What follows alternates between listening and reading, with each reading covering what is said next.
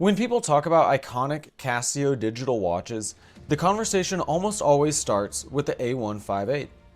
But today I want to talk about a watch that quietly built on that formula and in some ways perfected it. This is the Casio A168. It looks familiar, it feels familiar, but it exists for a very specific reason. And once you understand why Casio made this watch, you start to understand why it's important today. So Casio has always approached design differently than traditional watch brands. They weren't chasing luxury or heritage narratives, they were actually chasing usefulness. Casio's mindset has always been to make something accurate, make it reliable, make it affordable, and then refine it.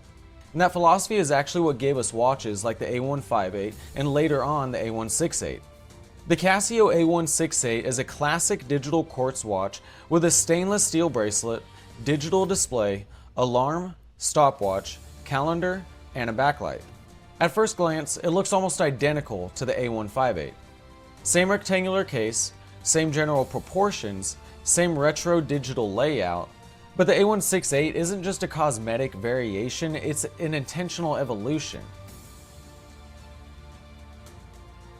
So let's talk about what actually separates the A168 from the A158. First, the backlight. The A158 uses a small LED side light, while the A168 uses an electroluminescent or EL backlight.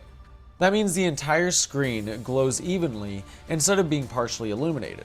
So it's easier to read, it feels more modern, and at the time of release it was a meaningful upgrade. So second is the finish. The A158 is typically more brushed and understated, while the A168 is typically more polished and reflective. That one change gives the A168 a slightly flashier, more futuristic feel, especially in low light. I can especially see how these cosmetic differences, especially back in 1995, would have been a huge selling point.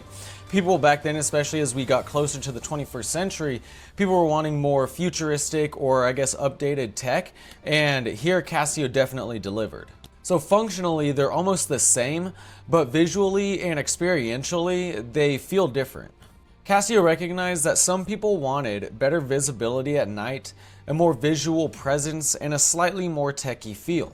So Casio didn't create the A168 to replace the A158, they created it to basically sit alongside it. Think of it like this, the A158 is the pure minimalist tool, while the A168 is the same tool, just with a small quality of life upgrade and slightly different personality. So instead of redesigning the A158, they simply made a parallel option. And that's very Casio. So the people that choose to wear this type of watch, they're not looking for luxury, they're really looking for clarity. They want something simple, dependable, and something that works. So the A168, it feels a bit more playful, a little bit more bold, and a bit more nostalgic for the early digital era. Because of its size and weight, it feels like it disappears on the wrist, but it still catches eyes because of its visual presence. So the A168 matters today for the same reasons that it mattered when it was introduced. It represents refinement instead of reinvention. In a world where tech products are replaced every single year, this watch quietly says, we already got it right. It doesn't require any updates, it doesn't require new software, and it doesn't depend on an ecosystem.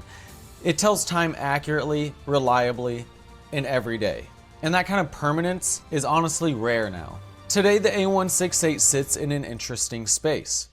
It's not a vintage collectible, it's not a luxury object, it's not a smart device. It's a small piece of functional history that still works exactly as intended.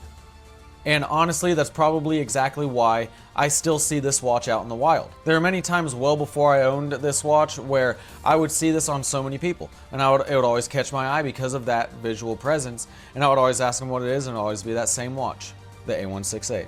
So this watch exists because Casio believed that small improvements matter, and it survives to this day because those improvements were actually useful. It's not trying to be impressive, it's not trying to be good, and that's why decades later, the A168 is still here.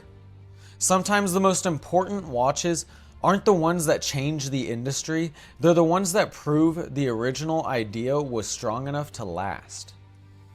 Alright everyone, those are my thoughts on the Casio A168. If you enjoyed, please subscribe and let me know your thoughts on this iconic piece down in the comments. Otherwise, click the videos on your screen for more content just like this, and I will see you in the next one.